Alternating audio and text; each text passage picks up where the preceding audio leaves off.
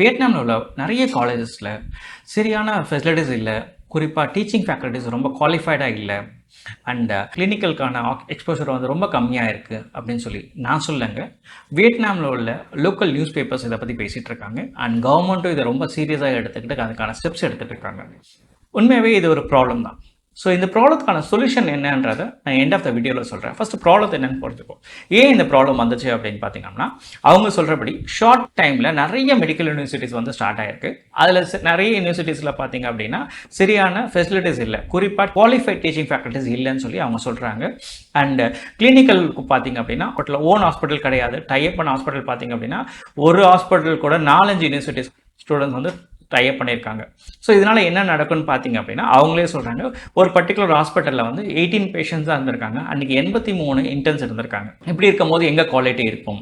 அதே மாதிரி இந்த ஆர்டிகல் நீங்கள் படித்து பார்த்தீங்கன்னா தெரியும். ஏன் இதை வந்து கவர்மெண்ட் சீரியஸாக பார்க்குறாங்க அப்படின்னு பார்த்தீங்கன்னா, இப்படியே போச்சு அப்படின்னா ஆவரேஜாக ஒரு வருஷத்துக்கு 10,000-12,000 டாக்டர்ஸ் வெளில வராங்க. இது அப்படியே கண்டினியூ ஆச்சு அப்படின்னா ஹெல்த் கேரில் ஒரு பெரிய இஷ்யூஸ் க்ரியேட் ஆகும். குவாலிட்டி டாக்டர்ஸ் இருக்க மாட்டாங்கன்னு சொல்லிட்டு அவங்க ஃபீல் பண்ணுறாங்க. அதுக்கான ஸ்டெப்ஸ் எடுத்திருக்காங்க.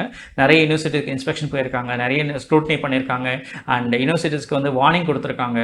இந்த மாதிரிலாம் நடக்குது. ஸோ இது இந்தியன் ஸ்டூடெண்ட்ஸ் போனனால தானா இல்லை இன்டர்நேஷனல் ஸ்டூடெண்ட்ஸ் போனனால தானே? கண்டிப்பாக கிடையாது. ஆவரேஜாக இந்தியாவிலேருந்து 200-300 ஸ்டூடெண்ட் தான் போகிறாங்க. இதனால இந்த ப்ராப்ளம் கிடையாது. அங்கே லோக்கலாகவே இந்த ப்ராப்ளம் இருக்குது. குவாலிட்டியில் இஷ்யூஸ் இருக்குது. ஓகேங்களா? ஸோ இதில் இந்தியன் ஸ்டூடெண்ட்ஸ்க்கு எப்படி அஃபெக்ட் ஆகும்னு பார்த்தீங்க அப்படின்னா, கிளினிக்கல் ப்ராக்டிஸில் அஃபெக்ட் ஆகும்.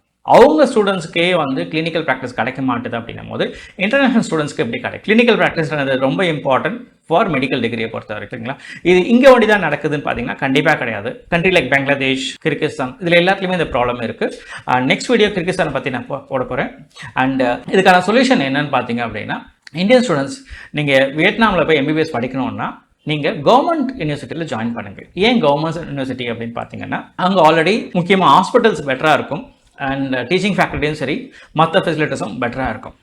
அதே நேரத்தில் கவர்மெண்ட் ஜாயின் பண்ணும் போது நீங்கள் மறக்காமல் வேர்ல்டு டைரக்டர் ஆஃப் மெடிக்கல் ஸ்கூலில் போய் செக் பண்ணிக்கோங்க நீங்கள் ஜாயின் பண்ணுறதுக்கு. ஏன்னா உங்களுக்கு இந்த விஷயம் சொல்கிறதுக்கு முன்னாடி நாங்கள் ரிசர்ச் பண்ணி பார்க்கும்போது பார்த்தீங்க அப்படின்னா ஓவராலாக 29 யூனிவர்சிட்டிஸ் வந்து இன்னைக்கு கரண்ட்டாக ஆக்டிவாக இருக்குது வேர்ல்டு டைரக்டர் ஆஃப் மெடிக்கல் ஸ்கூலை பொறுத்த வரைக்கும். அதில் மோர் தென் 17 யூனிவர்சிட்டிஸ் கவர்மெண்ட் யூனிவர்சிட்டிஸ் இருக்குது அண்ட் பேலன்ஸ் வந்து ப்ரைவேட் யூனிவர்சிட்டிஸ். ஸோ இதை பார்த்தீங்க அப்படின்னா நிறைய யூனிவர்சிட்டிஸ் வந்து அவங்களோட வியட்நாம் லாங்குவேஜ் கோர்ஸை தான் வந்து அங்கே WTRMஸில் ரிஜிஸ்டர் பண்ணியிருக்காங்க. குறிப்பாக பார்த்தீங்கன்னா இந்த university one of the oldest university and one of the biggest university. அவங்களே அவங்களோட வியட்நாம் லாங்குவேஜ் கோர்ஸை தான் அங்கே ரெஜிஸ்டர் பண்ணியிருக்காங்க. அங்கே இங்கிலீஷ் மீடியம் கோர்ஸ் அதில் ரெஜிஸ்டர் ஆகலை. ஸோ இதனால் என்ன நடக்கும்னு பார்த்தீங்க அப்படின்னா, மேபி இந்தியா NMC வந்து அதை கொஸ்டின் பண்ணலாம். ஆர் நீங்கள் ஃபியூச்சரில் USMLE போகிறீங்க